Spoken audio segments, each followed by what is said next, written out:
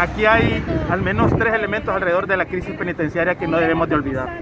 En primer lugar, debemos de recordar de que ha existido históricamente una intervención del sistema penitenciario. En los últimos 3 años hemos presenciado separación de directores y subdirectores del sistema penitenciario sin que hayan investigaciones, intervención de los policías, luego intervención militar.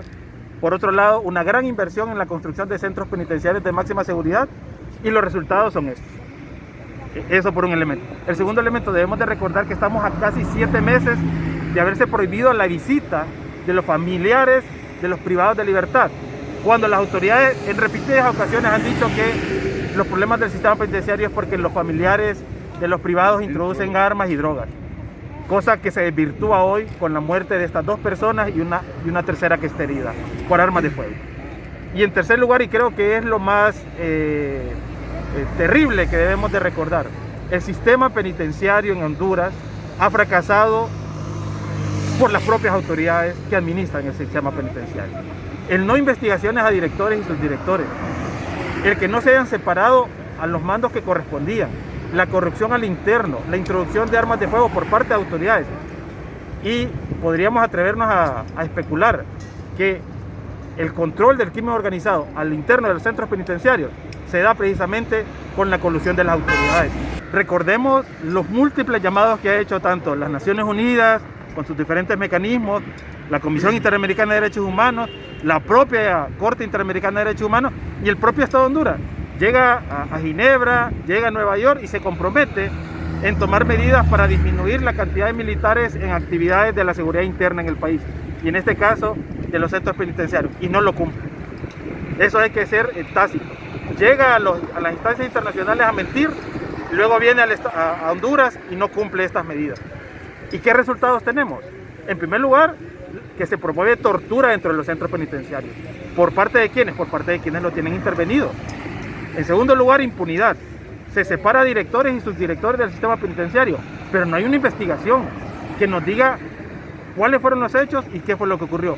Y en tercer lugar, siguen ocurriendo muertes al interno del sistema penitenciario. Y algunas veces, y hay que tener mucho cuidado, algunas veces al propio estilo del sicariato, queriendo callar voces o testigos que pueden ser piezas claves para desenmascarar autores intelectuales de diferentes hechos que se dan en el país. Es única y exclusivamente responsabilidad del gobierno y del Estado de Honduras.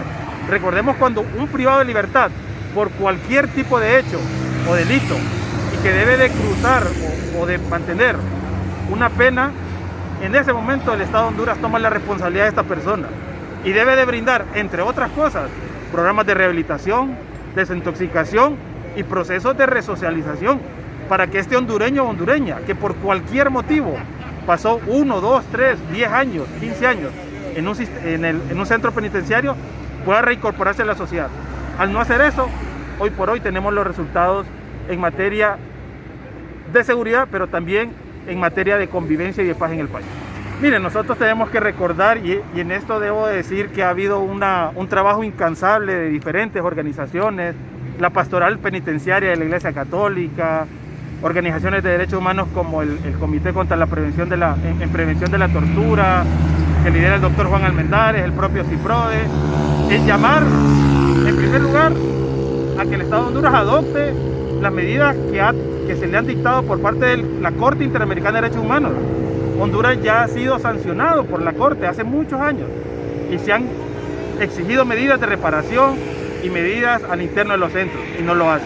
En segundo lugar, periódicamente la ONU y otros organismos han dictado una serie de recomendaciones y el Estado de Honduras no las sigue.